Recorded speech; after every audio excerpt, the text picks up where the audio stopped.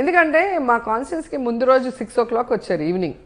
Next day 6 o'clock వరకు కూడా జనాలు రాలేదు అంటే ప్రజలు వాళ్ళ మీద వ్యతిరేకంగా ఉన్నారా, నా మీద వ్యతిరేకంగా ఉన్నారా? ఓ ఆ పాదయాత్రకి జనాలు రాలేదు. అయితే నెక్స్ట్ డే ఈవినింగ్ వరకు 22 hours వెయిట్ చేసావు నువ్వు ఓన్లీ జనాల కోసం. అవునా? సో నేను తప్పు చేస్తే జనాలు నాకు వ్యతిరేకంగా నీకు రావాలి కదా.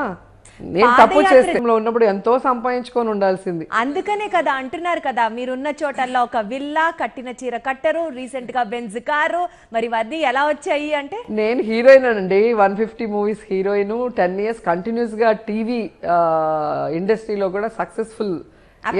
నాకు ఎంత రెమ్యునరేషన్ ఇస్తారో మొత్తం వైటే, నా అకౌంట్స్ చూసుకుంటే తెలుస్తుంది. ఈ రోజు కాదు, నేను 91 వచ్చాను ఇండస్ట్రీకి. 91 నుంచి నా ప్రతి ఫంక్షన్ చూడండి, నా ప్రతి ఇంట్లో ఈవెంట్ చూడండి, నా చీర కానీ నా నగ కానీ నాకు ఇష్టం. నాకు ఒక ఆడపిల్లలాగా మంచిగా చీర కట్టుకొని నాకు చాలా ఇష్టం అది. సో ఈ రోజు ఏదో కొత్త పిచ్చోడు పొద్దురడు అన్నట్టు వాళ్ళు రెడీ అవుతున్నారు, నేను రెడీ అవ్వట్లా. కాబట్టి ఏమీ దొరక ఏదేదో మాట్లాడతారు. అలాగే హైదరాబాద్ లో నేను ఉన్న ఇల్లు పాలిటిక్స్ లో కూడా వైఎస్ఆర్సీపీలోకే రాలేదు నేను, అట్లా అంటే హైదరాబాద్ ఇల్లు. సో అన్నీ ఒక డేట్ ఉంటాయి కదా, ఎప్పుడు మనం రిజిస్టర్ చేసుకున్నాం, ఎప్పుడు భూమి పూజ చేసినాం, ఎప్పుడు వర్క్ చేసినాం, ప్రతి దానికి ఒక రికార్డు ఉంటుంది. మనమేమి బినామీల పేర్లతో కట్టేసుకునేంత లేదు కదా. మనం ఉన్న ఇల్లు కంఫర్ట్ గా, నాకేంటంటే కంఫర్ట్ గా ఉండాలి. చిన్న ఇల్లు, నావేమి పెద్ద బంగ్లాలు ఏం కాదు, చిన్న చిన్న ఇల్లులు అయినా కూడా నేను ఇప్పుడు కూడా ఇక్కడ ఉంటే రెంట్కుంటాను ఈ ఇల్లు. ఇంటర్వ్యూ చూసేసి ఇల్లు భలే ఉంది అంటారు. సరే రెంట్ ఇల్లు అని ఎందుకు చెప్పుకోవటం, దానికి ఒక గంట ఎందుకు డిస్కషన్, థ్యాంక్ యూ అండి అని వెళ్ళిపోతాను. వెంటనే రోజా గారికి విజయవాడలో పెద్ద ఇల్లు, ఇంటి ఓనర్ కొడతారు నన్ను. తాను చాలా మంచిది, చాలా ఫ్రెండ్లీ కాబట్టి సో ఇంటర్వ్యూకి వాళ్ళు మనకి అలో చేస్తున్నారు. అంటే నాకు హోటల్ రూమ్లో కూర్చొని ఒకే రూమ్లో మైండ్ ఇట్లా ఉండకూడదు. ఇట్లా ఈ ఇంట్లో ఒకటే రెంట్ ఉంటుంది, మొత్తం ఓనర్స్ ఉంటారు.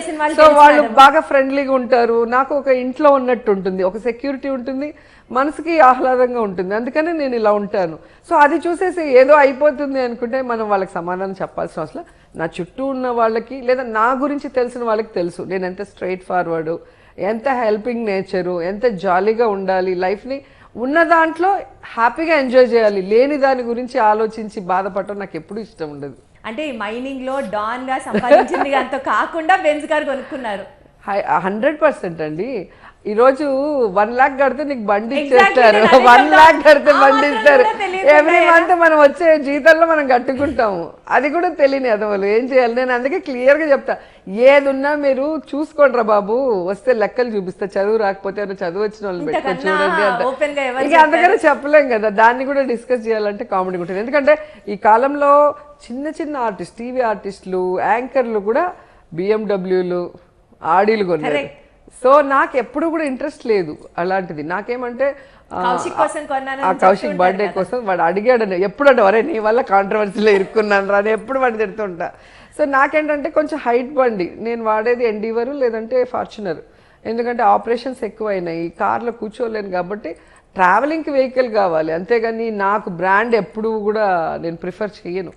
సో ఈ కాలంలో పిల్లలు, మగపిల్లాడు ఇంటర్కి వచ్చారు, వాళ్ళకి ఉంటుంది కదా. సో ఫస్ట్ టైం నేను రిస్క్ తీసుకున్నాను, దానికే ఏడుపులు. సో అప్పుడు అనిపించింది నెక్స్ట్ డే ఇంకో ఆడి కొనేయాలి, ఆ నెక్స్ట్ ఇంకోటి కొనేయాలి. అప్పుడు కానీ వీళ్ళకి తిక్క కుదరదు అనిపించింది నాకు, అంత కోపం వచ్చింది. అంతే కదా, వెంటనే 4 రోజులు కొంటే ఏం మాట్లాడతారు. ఇంతకన్నా పెద్ద అవార్డాలు ఏమి ఉండవు కదా వేయటానికి.